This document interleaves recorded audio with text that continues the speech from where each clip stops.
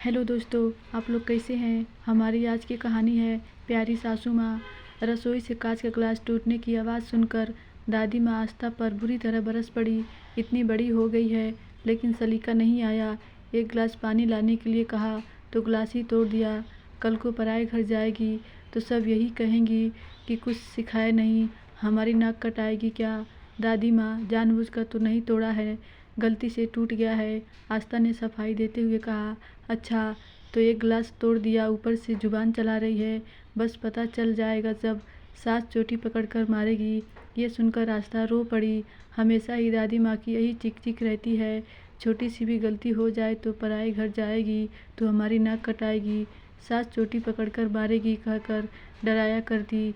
जोर से हंस दिया तो कहती है दूसरे घर जाना है, बतीसी मत दिखाया कर। सारा दिन बात बात पर टोकती रहती है। माँ भी दादी माँ के सामने चुप रहती। उसने कभी माँ को जोर से बोलते या हंसते हुए नहीं देखा। वह हर काम बड़ी सावधानी से करती है। भूलवश कुछ गलती भी हो जाती है तो दादी माँ पूरा घर सिर पर उठा लेती है। पिता की भी हिम्मत नहीं पड़ती कि उनसे कुछ कहे। बचपन से ही दादी माँ की टोका टाकी से आस्था के कोमल मन में पराये घर और सास का भय समा गया। जब भी घर में उसकी शादी की चर्चा होती तो वह घबरा जाती। माँ का चेहरा सामने आ जाता कि शादी के बाद उसका भी यही हाल होगा। शादी के नाम से ही चिढ़ हो गई। उसे एक दिन लड़के वाले देखने आए और पसंद भी कर लिया। फिर शीघ्र ही विवाह भी हो गया। सास और पराए घर का भय अब उसे और सताने लगा। विदा होकर जब कार में बैठी तो घबराहट की वजह से उसका बुरा हाल था। द्वार की रस्म के समय भी वह बुरी तरह काँप रही थी। उसको काँपते हुए देखकर बुआ सास ने कहा, क्या बात है बहू, तुम इतना काँप क्यों रही हो, क्या तबीयत खराब है तुम्हारी। अरे बुआ, आप समझती नहीं हो, हमारी भाभी जी को 104 डिग्री प्यार का बुखार चढ़ गया है, इसी वजह से कँपा रही हैं। पीछे खड़े देवर अमन ने जब यह बात कही तो सब हंस पड़े, लेकिन आस्था को हंसी नहीं आई। सभी रस्में पूरी हो जाने के बाद उसे उसके कमरे में भेज दिया गया। थोड़ी देर बाद उसके पति अनुज भी कमरे में आ गए, लेकिन वह उनसे भी कुछ नहीं बोली। उसे गुमसुम देखकर अनुज ने उसे बाहों में भरकर कहा, तुम इतनी चुप क्यों हो, कुछ बोलती क्यों नहीं।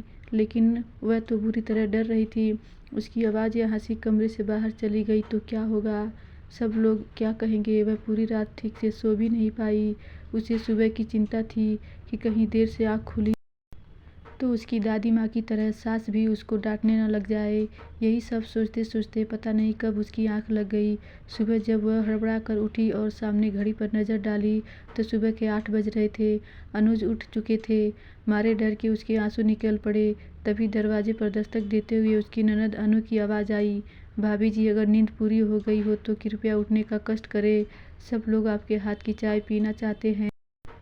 कमरे से आस्था के रोने की आवाज़ सुनकर अनु घबरा गई। अंदर जाकर आस्था के आंसू पोंछते हुए बोली, सॉरी भाभी, मुझे नहीं मालूम था कि तुम इतनी इमोशनल हो, मुझे तो मजाक करने की आदत है। फिर बाईं आंख मारते हुए बोली, मैं भी पूरी पागल हूँ, तुम पूरी रात जागी हो और मैंने तुम्हें डिस्टर्ब कर दिया। बड़ी मुश्किल से अपने आंसू को पोंछते हुए आस्था बोली, दीदी, मैं आपकी बात की वजह से नहीं रो रही हूँ, मुझे डर लग रहा है, उठने में इतनी देर हो गई है, कहीं माँ जी नाराज़ तो नहीं होंगी। हंसते हुए अनु बोली, भाभी, तुमने तो मुझे डरा ही दिया था। वैसे तो यहाँ सभी लोग जल्दी उठते हैं, लेकिन कभी कभार देर हो जाए तो कोई बात नहीं, लेकिन रविवार और छुट्टी वाले दिन सुबह खूब आराम से उठते हैं। आस्था नहा धोकर रसोई में चली गई और सबके लिए चाय बनाने लगी। वह बहुत ही सावधानी से काम कर रही थी, कहीं कुछ गलती ना हो जाए। चाय की ट्रे लेकर जैसे ही वह रसोई घर से बाहर निकली, अमन ने उसे डराने के लिए कहा, भाभी, आपके सिर पर छिपकली है। ये सुनते ही उसके हाथ से चाय की ट्रे गिर पड़ी और वह बुरी तरह घबरा गई कि अब तो सास चोटी पकड़कर मारेगी। वह सिसकते हुए बोली, माँ जी, अमन भैया ने। रुलाई के कारण वह आगे कुछ नहीं बोल पाई। तब सास ने उसे समझाते हुए कहा, बेटे, कोई भी गलत काम जानबूझकर थोड़े ही किया जाता है, वह तो कभी कभी असावधानियों की वजह से गलतियां हो जाती है, इसमें रोने या घबराने की क्या बात है। वह तो अच्छा हुआ कि तुम जली नहीं, ये चाय के कप तुमसे ज़्यादा महंगे थोड़े ही हैं। हाँ माँ, तुम बिल्कुल ठीक कहती हो। और फिर इन कपों का भी अंत समय आ गया था, होनी को कौन टाल सकता है, कहते हैं। जोर से हंस पड़ा अमन। एक दिन शाम को सब लोग बैठे बातें कर रहे थे। अनुज ने सभी को एक चुटकुला सुनाया तो सभी लोग खिलखिलाकर जोर से हंस पड़े आस्था भी जोर से हंस पड़ी। उसको हंसता देखकर सास बोली, कितनी अच्छी लगती हो हंसते हुए। खुलकर हंसना ज़रूरी होता है, गुमसुम रहने से बीमारियां घेर लेती हैं। अब तुम उसे हंसा हंसा कर उसका स्वास्थ्य ठीक रखना। कहते हुए ससुर भी हंस पड़े। अचानक अनुज बोला, माँ हमारे साथ धोखा हुआ है, तुम्हारी बहू तो गूंगी है। तू खुद ही इतना बोलता है कि उसे बोलने का मौका ही नहीं मिलता। फिर आस्था के सिर पर प्यार से हाथ फेरते हुए सास बोली, गूंगे होंगे तेरे दुश्मन, मेरी बहू तो लाखों में एक है। धीरे धीरे उसने महसूस किया कि उसकी गलती पर सास डांटती नहीं, बल्कि कितनी कुशलता और प्यार से समझा देती है।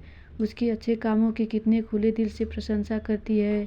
भूलवश कुछ गलत हो भी जाए तो कभी कभी ऐसा भी होता है कहकर हंस देती हैं और फिर बाद में प्यार से समझा भी देती हैं। धीरे धीरे आस्था के दिल से पराया घर और सास नाम का भय भी पूरी तरह खत्म हो गया। थोड़े दिनों बाद आस्था अपने पिता के साथ मायके आ गई।